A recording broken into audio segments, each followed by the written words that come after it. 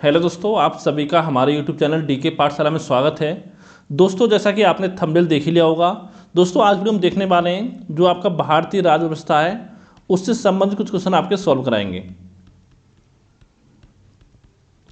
जो कि दोस्तों आज जितनी भी आपके आने वाले एग्जाम है, चाहे आपका यूपी ट्रिपल वीडियो हो, यानी कि यूपी ट्रिपल के जितने आने वाले उन सभी के लिए, और साथ ही आपका यूपी पीसीएस एग्जाम हो गया, यूपी आरओ हो गया, चाहे आपका यूपीएसआई, यूपी कांस्टेबल, यानी जहाँ भी आपका भारतीय राज्य व्यवस्था पूछा जाता है उन सभी के लिए आपका इंपॉर्टेंट रहेगा वीडियो, खास करके आपका वीडियो री एग्जाम के लिए।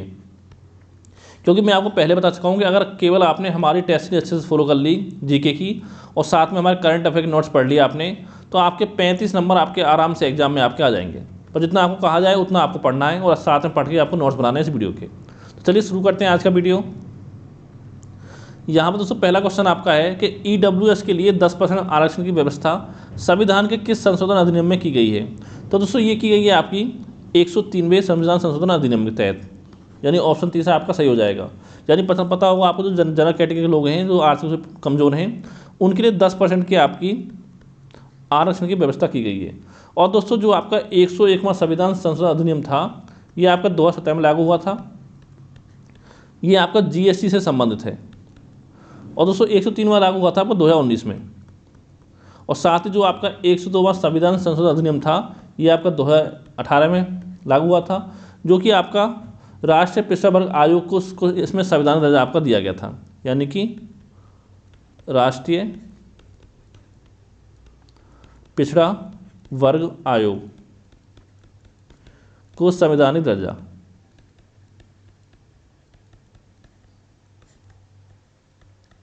इसमें आपका दिया गया था। और 103 बताई दी आपका ईडब्ल्यू से संबंधित। और दोस्तों जो आपका 104 था, ये भी आपको 2019 में लागू किया गया था।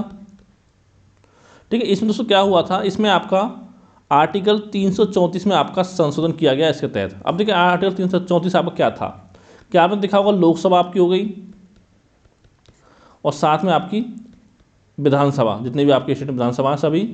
ठीक है, हमें जो आपका SC ST कैटेगरी, जो आपकी कैटेगरी होती है SC ST, इसके लिए जो आपकी आरक्षण की व्यवस्था थी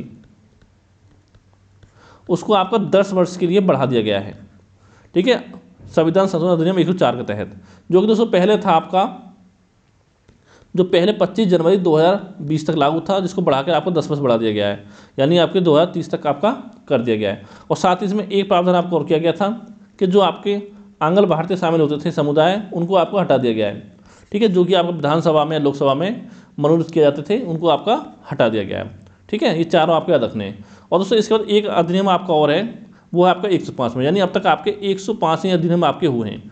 और दोस्तों देखिए आपको पूरे 105 नहीं पढ़ने हैं, देखो एक तो आपको आखिरी के 4-5 पढ़ने हैं, यानी कि 101 से लेकर 105 तक।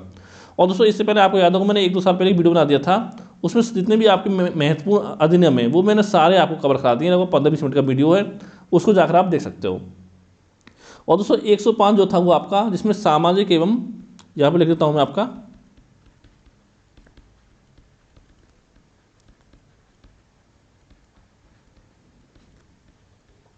शैक्षणिक रूप से पिछड़े, यहाँ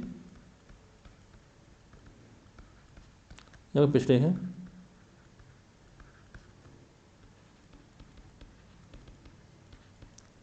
वर्गों की पहचान करने की राज्य की शक्ति को बहाल आपका किया गया है, बहाल। ठीक है, 105वें संविधान संशोधन अधिनियम के तहत। तो दोस्तों ये 5 आपको याद रखने हैं। आगे चलते हैं आपका कि संविधान की उद्देशिका में संशोधन कितनी बार किया गया, यानी कि आपका संविधान की प्रस्तावना में 3 बार, 2 बार, 1 बार संशोधन नहीं हुआ है। तो दोस्तों संविधान की जो आपकी उद्देशिका यानी प्रस्तावना है, उसमें अभी तक आपका 1 बार उसमें आपका संशोधन किया गया है, यानी कि ऑप्शन ए आपका करेक्ट है। कब किया गया दोस्तों, आपको याद होगा, जो आपका 42वां संविधान संशोधन अधिनियम था 1976, इसमें किया गया था। दोस्तों इसको आपका मिनी संविधान भी आपका बोलते हैं, क्योंकि बहुत सारी चीज़ें इसमें आपकी जोड़ी गई थी। ठीक है, 42वें संविधान संशोधन अधिनियम के तहत। तो इसमें क्या किया गया था, आपका जो आपकी उद्देशिका है, प्रस्तावना है, उसमें आपके 3 शब्द इसमें आपके जोड़े गए थे। कौन कौन से, एक तो आपका समाजवाद, एक आपको जोड़ा गया पंथ निरपेक्ष, और साथ ही एक आपको जोड़ा गया था अखंडता, यानी कि 3 शब्द आपके यहाँ पर जोड़े गए थे। अगला क्वेश्चन आपका है कि संविधान के अनुच्छेद 1 में भारत को कहा गया है परिसंघ प्रबल एकात्मक आधार के साथ, महासंघ या आपका राज्यों का संघ। तो दोस्तों संविधान के जो आपका अनुच्छेद 1 है उसमें आपका भारत को राज्यों का संघ कहा गया है, यानी कि ऑप्शन चौथा आपका यहाँ पर करेक्ट हो जाएगा। अगला क्वेश्चन आपका है कि भारतीय संविधान कब अपनाया गया था? 26 जनवरी 1950, 26 जनवरी 1946 या 26 नवंबर 1949 या 26 जनवरी 1948। तो दोस्तों ये अपनाया गया था आपका 26 नवंबर 1949 को, यानी कि ऑप्शन तीसरा आपका करेक्ट हो जाएगा। और संविधान लागू कब हुआ था आपका? 26 जनवरी 1950 को संविधान लागू। इसमें दोस्तों दोनों में आपको कंफ्यूज नहीं होना है। अगला आपका कि भारत में एकल नागरिकता की अवधारणा अपनाई गई है यूएसए से, इंग्लैंड से, कनाडा से, आपका फ्रांस से। तो दोस्तों ये आपकी इंग्लैंड के देश से ली गई है एकल नागरिकता की अवधारणा। क्योंकि क्या होता है इंग्लैंड में, भारत में कि आपका एक इंसान को केवल एक ही आपको नागरिकता मिलती है। लेकिन दोस्तों यूएसए जैसे देश में क्या होता है आपका, यहाँ पर आपका 2 नागरिकता दी जाती है। जैसे मान लो जिस भी आप स्टेट में रह रहे हो, डिस्ट्रिक्ट में, ठीक है, जो हम वहाँ की नागरिकता आपको मिलेगी अलग से, ठीक है, और साथ में आपको देश की नागरिकता भी मिलती है, यानी 2 नागरिकता यहाँ पे आपको दी जाती है यूएसए में। लेकिन भारत में आपकी एक नागरिकता की अवधारणा है जो कि आपका इंग्लैंड से ली गई है। अगला आपका कि प्रारंभ में भारतीय संविधान में कितने मौलिक अधिकार थे? 6, 7, 8, 9। तो दोस्तों पहले जो थे आपके मौलिक अधिकार स्टार्टिंग में वो आपके 7 थे, यानी ऑप्शन दूसरा करेक्ट आपका सही हो जाएगा। लेकिन दोस्तों जब आपका 44वां संशोधन अधिनियम हुआ था, 44वां 1979 में, उस समय आपको क्या हुआ था कि संपत्ति का जो मौलिक अधिकार था उसको आपको हटा दिया गया था। संपत्ति के मौलिक अधिकार को हटा दिया गया था। तो दोस्तों वर्तमान में कितने बचे हैं? वर्तमान में आपके 6 हैं। अब देखिए 6 कौन कौन से वो आपको याद रखने हैं, यहाँ से क्वेश्चन आपके बनते हैं, खास करके आपके आर्टिकल से संबंधित। एक दोस्तों आपका है समानता का अधिकार, ठीक है, समानता का अधिकार। एक है आपका स्वतंत्रता का अधिकार, एक है आपका शोषण के विरुद्ध अधिकार, शोषण के विरुद्ध अधिकार, और एक है दोस्तों आपका धार्मिक स्वतंत्रता का अधिकार।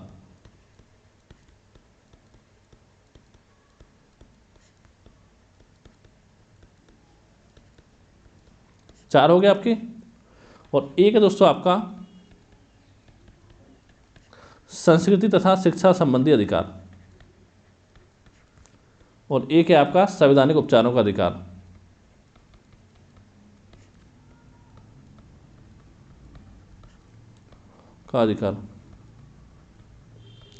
अब देखिए दोस्तों यहाँ पर आपका एक क्वेश्चन बनता है कि डॉक्टर भीमराव अम्बेडकर ने किसे संविधान की आत्मा कहा है? तो दोस्तों उन्होंने कहा है आपके संवैधानिक उपचारों के अधिकार को संविधान की आत्मा कहा है।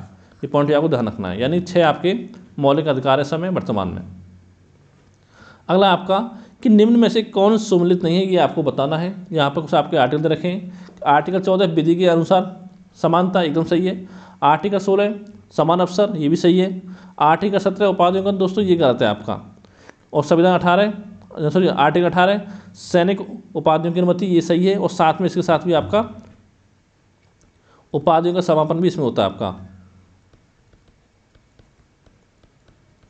आर्टिकल 18 में।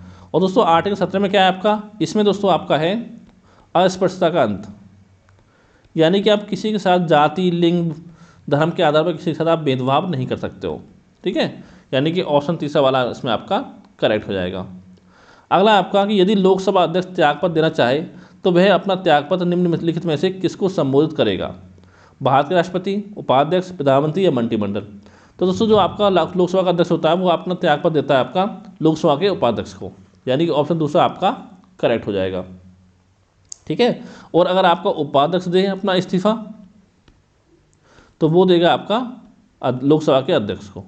ये चीज़ आपको ध्यान रखनी है, ठीक है, क्योंकि एक आपका लेटर लिखता है आपका जो होता है अध्यक्ष हो, उपाध्यक्ष हो, जो अपना वो देता है इस्तीफा यानी त्यागपत्र, तो एक लेटर लिखता है, उसमें अपने साइन भी करता है, ठीक है।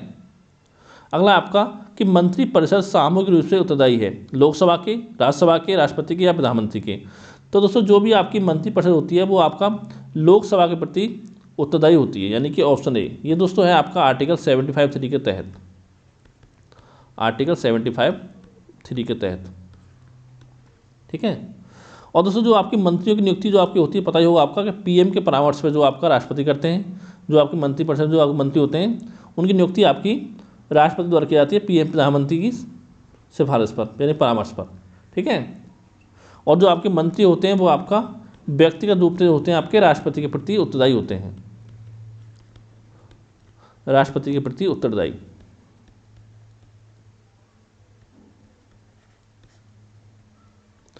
अगला क्वेश्चन देखते हैं आपका कि स्वतंत्र भारत की लोकसभा का पहला अध्यक्ष है कौन थे अध्यक्ष, यानी कि हुकुम सिंह, बलराम भगत, जीबी मावलंकर या नीलम संजीव रेड्डी। तो दोस्तों वो थे आपके जीबी मावलंकर, यानी कि ऑप्शन तीसरा आपका करेक्ट हो जाएगा। और दोस्तों वर्तमान में कौन अध्यक्ष है लोकसभा के, वो दोस्तों आपके हैं ओम बिरला, ठीक है। ये भी आपको ध्यान रखना है कि वर्तमान में अध्यक्ष हैं आपके ओम बिरला। अगला आपका कि लोकसभा आयोजित करने के लिए अपेक्षित गणपूर्ति यानी कोरम क्या है, 1/6, 1/8, 1/10 या आपका 1/5। तो दोस्तों वो है आपका 1/10, यानी कि ऑप्शन तीसरा करेक्ट हो जाएगा, जो कि आपका आर्टिकल 103 के तहत है के अनुसार, ठीक है। यानी संसद की जो कार्रवाई अगर आपको आयोजित करनी चाहिए, अगर लोकसभा हो राज्यसभा हो, तो जितनी भी सदस्य हैं कोरम का जो होता है वो 1/10 होना चाहिए, ठीक है, गणपूर्ति जो होती है। अगला क्वेश्चन आपका है कि सरकारी आयोग का गठन किस विषय पर रिपोर्ट देने के लिए किया गया था, सरकारी कर्मचारियों के लिए नए वेतनमान, केंद्र राज्य संबंध, राम जन्मभूमि बाबरी मस्जिद विवाद या आपका कावेरी विवाद। तो दोस्तों ये संबंध है आपका केंद्र राज्य संबंध से। और दोस्तों सरकारी आयोग का जो गठन हुआ था वो आपका हुआ था 1983 में, ठीक है। लेकिन इसने अपनी जो रिपोर्ट सौंपी थी वो सौंपी थी 1987 में, यानी गठन के 4 साल बाद लगभग।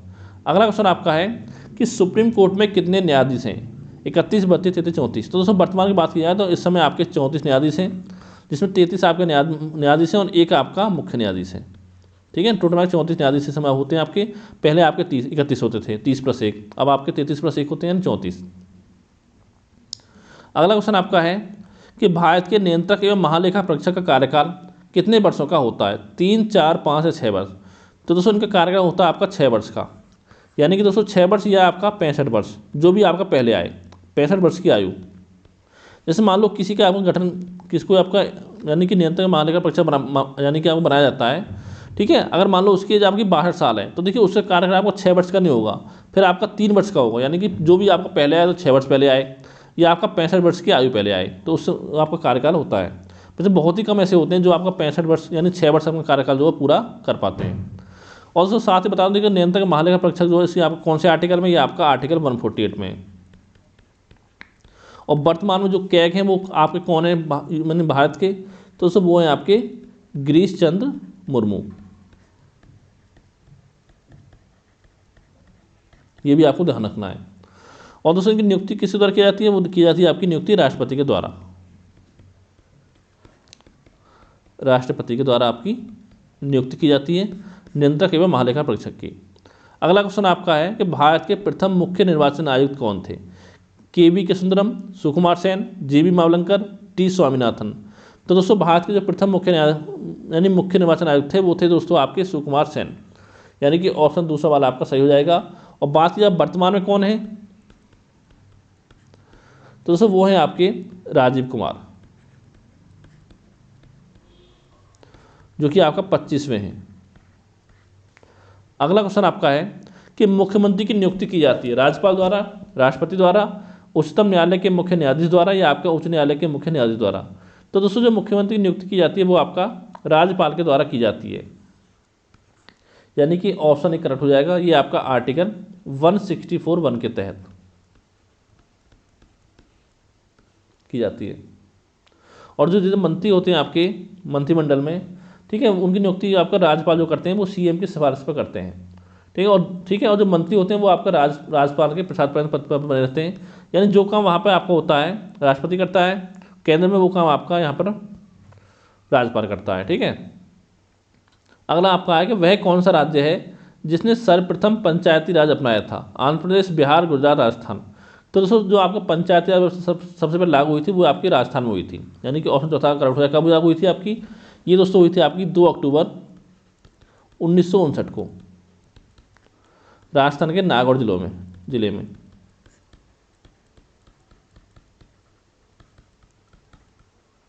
ठीक है, 2 अक्टूबर 1959 को।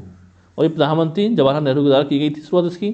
और दोस्तों बात करें दूसरी बार कहाँ आयोजित हुई थी, वो दोस्तों हुई थी आपकी नवंबर अपनाई गई थी, वो नवंबर 1959 में आंध्र प्रदेश में। ये दोनों आपको याद रखने हैं।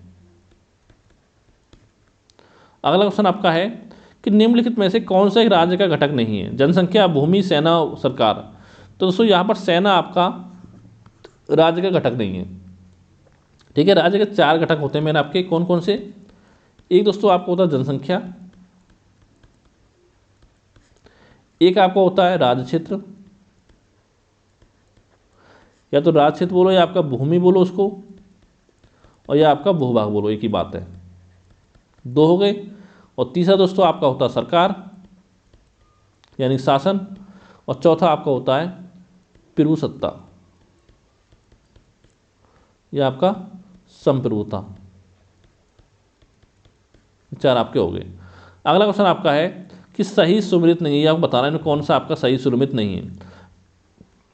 पहला आपका हिंदू विवाह अधिनियम 1955, ये सही है आपका। गर्भ का चिकित्सीय समापन अधिनियम 1971 सही है। महिलाओं पर घरेलू हिंसा अधिनियम 2001 की गलत है आपका, तो ये हुआ था आपको 2005 में लागू। ठीक है, और महिलाओं पर क्रूरता 1995 ये आपका सही है, यानी कि ऑप्शन तीसरा आपका यहाँ पर करेक्ट हो जाएगा। अगला क्वेश्चन आपका है कि संविधान सभा ने राष्ट्रगान कब अपनाया था? 25 जनवरी 1950, 26 जनवरी 1950 या 24 जनवरी 1950 या आपका 29 जनवरी 1950। तो दोस्तों राष्ट्रगान जो अपनाया गया था वो अपनाया गया था आपका 24 जनवरी 1950 को, यानी कि ऑप्शन तीसरा यहाँ पर आपका करेक्ट हो जाएगा। ठीक है, और दोस्तों यहाँ पर एक क्वेश्चन आपको और बनता है कि पहली बार जो राष्ट्रगान है वो कांग्रेस के कौन से अधिवेशन में गाया गया था? तो दोस्तों वो गाया गया था आपका 27 दिसंबर 1911 को, कांग्रेस के आपके कलकत्ता अधिवेशन में। ठीक है, कलकत्ता, ये इतना आपको याद रखना है। और साथ ही पता ही होगा राष्ट्रगान की गणना किसने की थी आपकी?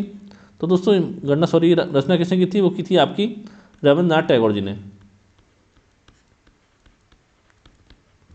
रविंद्रनाथ टैगोर। ठीक है, और साथ ही एक क्वेश्चन बनता है कि राष्ट्रगान गाने कितना समय होना चाहिए आपका? तो दोस्तों राष्ट्रगान गाने के लिए आपका 52 सेकंड का समय होता है, 52 सेकंड का। ठीक है, तो दोस्तों आज की वीडियो में इतना ही। दोस्तों उम्मीद करता हूँ ये वीडियो आपको पसंद आया होगा।